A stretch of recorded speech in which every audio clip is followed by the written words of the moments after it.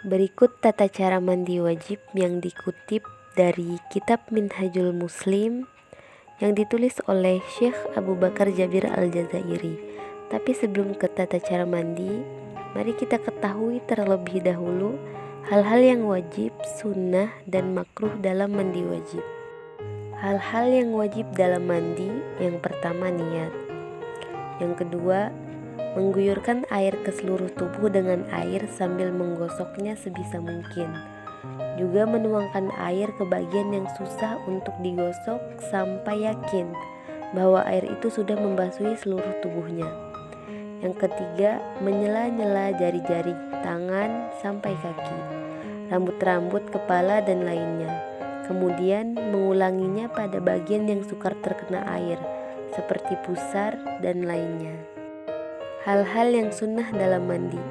Yang pertama, membaca bismillah, karena dianjurkan sebelum melakukan amal perbuatan. Yang kedua, membasuh kedua telapak tangan. Yang ketiga, memulainya dengan membersihkan kotoran. Yang keempat, mendahulukan anggota-anggota wudhu sebelum membersihkan anggota tubuh lainnya.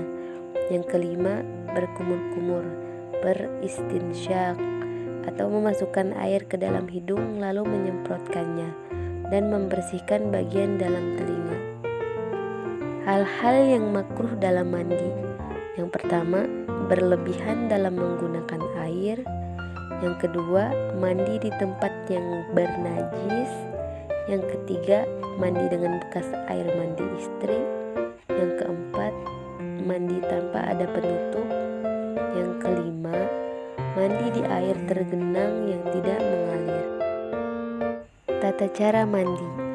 Adapun tata cara mandi, yaitu dimulai dengan mengucapkan bismillah dan berniat untuk menghilangkan hadas besar. Kemudian membersihkan kedua telapak tangannya 3 kali, kemudian bercebok. Kemudian membersihkan kemaluannya dan kotoran yang ada di sekitarnya. Selanjutnya berwudu seperti wudu untuk mengerjakan sholat, kecuali kedua kakinya. Namun, boleh membersihkannya ketika berwudu atau mengakhirkannya sampai selesai dari mandinya. Kemudian mencelupkan kedua telapak tangannya ke dalam air, lalu menyela-nyela pangkal rambut. Dan ini khusus bagi laki-laki saja. Adapun bagi perempuan, maka cukup baginya mengguyurkan pada kepalanya 3 kali guyuran. Setelah itu dilanjutkan dengan mengguyur tubuhnya yang sebelah kanan dengan air, membersihkannya dari atas sampai ke bawah. Kemudian pada bagian yang kiri seperti itu juga, berturut-turut sampai membersihkan bagian-bagian yang tersembunyi seperti pusar, bagian bawah ketiak, lutut, dan lainnya. Tata cara ini berdasarkan penuturan Aisyah radhiyallahu anhu.